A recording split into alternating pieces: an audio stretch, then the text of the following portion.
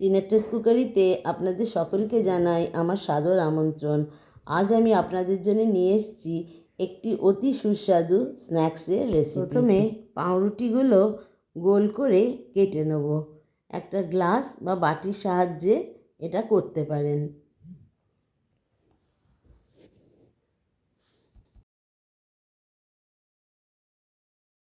এবার hard boil ডিমকে slice করে কেটে নেব। দুধারটা বাদ দেব, মাঝখানের দুটো স্লাইস কেটে নেব। মাঝখানের স্লাইসগুলো রেখে দেবো আর ধারের অংশগুলো নিয়ে এবার গ্রেট করে নেব।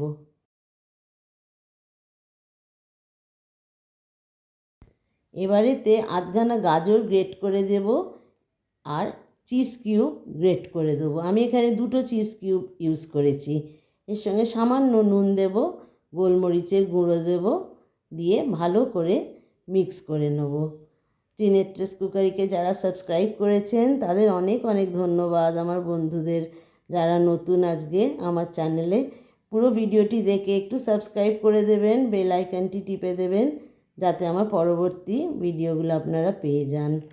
এবার ব্রেডে একটু টমেটো সস লাগিয়ে নিলাম, তারপর একটা ডিমের স্লাইস দিলাম, দিয়ে যে মিক্সটা বানিয়ে রেখেছিলাম গাজরের চিজ দিয়ে সেইটা পাশে রাউন্ড করে লাগিয়ে দিলাম। বেশ ভালো করে লাগিয়ে দেবেন যাতে এটা পুরো কভার করে। এবার আরেকটা স্লাইস ব্রেড নিয়ে তার উপরে একটু জল মাখিয়ে দিলাম। একটু ভিজে গেল যখন, এটাকে উল্টে ডিমের ওপর দিয়ে ভালো করে প্রেস করে চারিধার দিয়ে সিল করে দিলাম।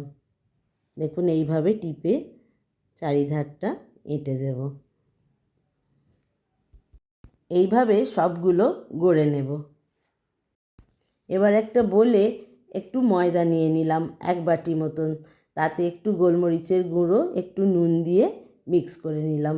এবার জল দিয়ে অল্প অল্প করে একটা ব্যাটার তৈরি করব। ব্যাটারটা খুব ঘনও হবে না, আবার পাতলাও হবে না, এই রকম থিকনেসের একটা ব্যাটার হবে। এবার এর ভেতরে স্ন্যাক্সগুলো ডুবিয়ে নেব, ব্রেডগুলো নিয়ে ব্রেড ক্রাম্বসে লাগিয়ে নেব। দুধার ভালো করে ব্রেড ক্রাম্বস লাগিয়ে নেব। এইভাবে সবগুলো গড়ে নেব। দেখুন কত সিম্পল ইনগ্রিডিয়েন্টস দিয়ে আজকে স্ন্যাক্সটা তৈরি করলাম। চীনের ট্রেস কুকারি সবসময় আপনাদের জন্য নিয়ে আসে সিম্পল ইনগ্রিডিয়েন্টসে ডেলিশিয়াস ফুড। এবার তেলটা গরম হয়ে গেছে, তাতে একটা একটা করে ছেড়ে দিলাম। দু পিঠ ভালো করে গোল্ডেন করে ফ্রাই করে নেব। দু পিঠটা দেখুন ভালো গোল্ডেন কালার হয়ে গেছে, এবার তুলে নিচ্ছি।